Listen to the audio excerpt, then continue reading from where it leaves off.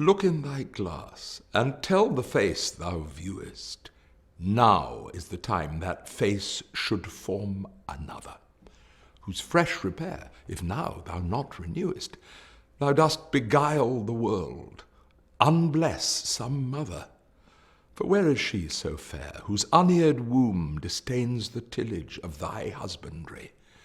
Or who is he so fond will be the tomb of his self-love to stop posterity?